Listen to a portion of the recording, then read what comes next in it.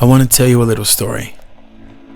This is the story of a dreamer, a lover of life. The story of someone who had their fair share of battles and crossroads. The story of an optimist with a life motto: take the biggest bite you can and just chew. But before I do that, let me take you back.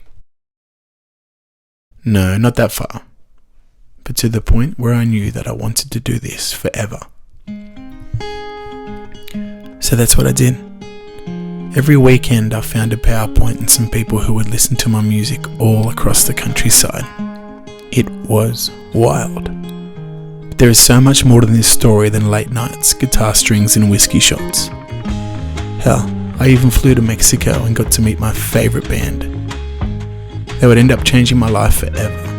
That comes into this story a little later.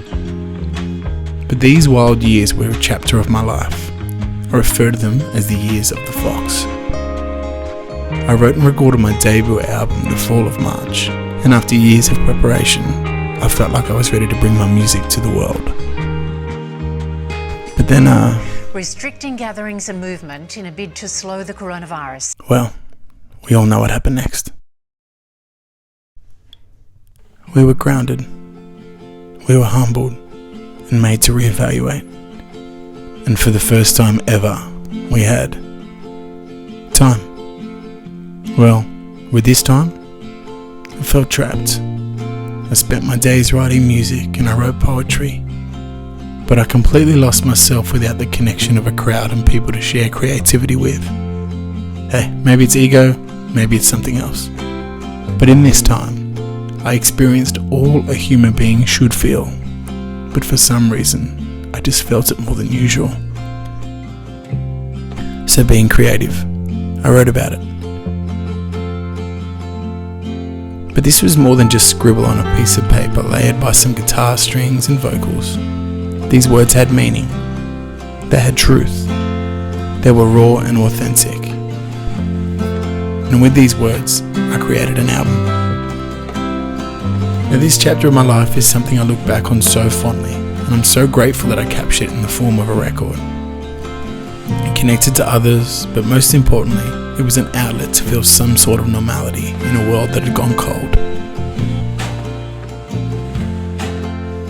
But then, something else happened. People asked me when they could expect the next chapter, and to be honest with you, I couldn't write it. I couldn't write it simply because I hadn't lived it. I couldn't get up in the morning and find inspiration when I felt like I was lost again. It was realization.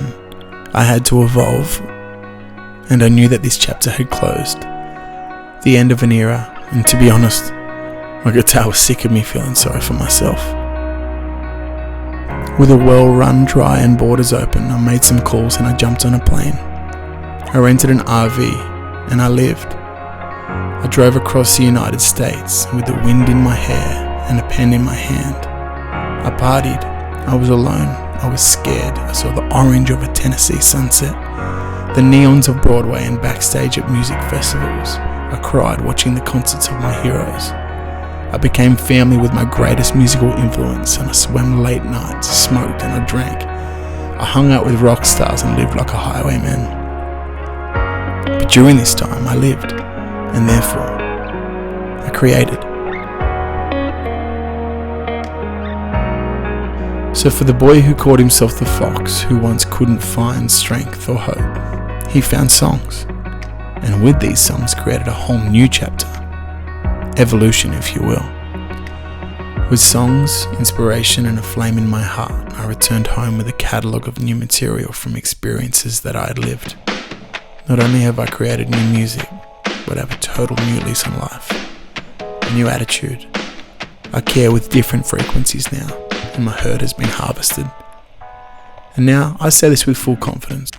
It's not a matter of if this will happen, but when. So if you catch me howling at the midnight sky, just know that this is the dawn of a new era. It's howling season. From fox to wolf.